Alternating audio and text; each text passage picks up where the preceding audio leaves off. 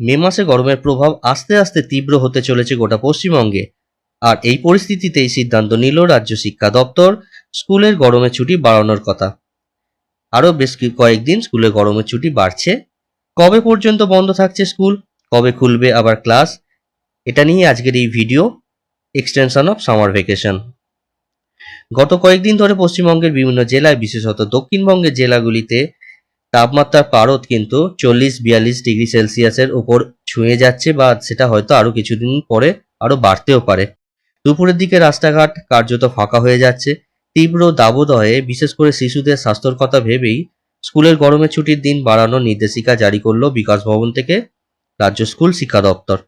এখন এই 13ই মে 2026-এ পশ্চিমবঙ্গের স্কুল শিক্ষা দপ্তরের তরফ থেকে প্রকাশিত বিজ্ঞপ্তি অনুযায়ী যেটা বলা হচ্ছে যে, extension of summer vacation, the competent authority in the school education department has decided to extend the ongoing summer vacation, which has started from May 11, 2026 in all government aided sponsored primary, upper primary, secondary, higher secondary educational institution in the state except hill area up to 31st May 2026.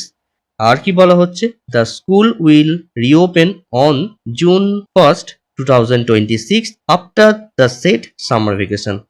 তাহলে এই বিজ্ঞপ্তি অনুযায়ী রাজ্যের সমস্ত সরকারি ও সরকার পোষিত প্রাথমিক, উচ্চ প্রাথমিক, মাধ্যমিক, উচ্চ মাধ্যমিক শিক্ষা প্রতিষ্ঠানে যে চলতি বছরের গরমের ছুটি বাড়ানো হচ্ছে। বিজ্ঞপ্তি অনুযায়ী 11ই মে থেকে এই শুরু হয়েছিল গরমের ছুটি, যা 18ই মে সোমবার খোলার কথা ছিল।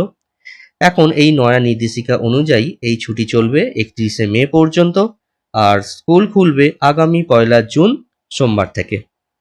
আর এই যে গরমের ছুটি, সেটা কিন্তু হিল এরিয়া মানে পাহাড়ি অঞ্চল বাদ দিয়ে কিন্তু এই গরমের ছুটি 31শে মে পর্যন্ত আছে।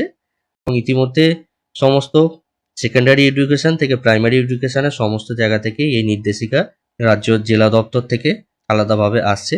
তো এই নয়া নির্দেশিকা অনুযায়ী যে ছুটিটা বাড়ছে, সেই হিসাবে কিন্তু মোটামুটি আরও 12 দিন মতো ছুটিটা বাড়লো।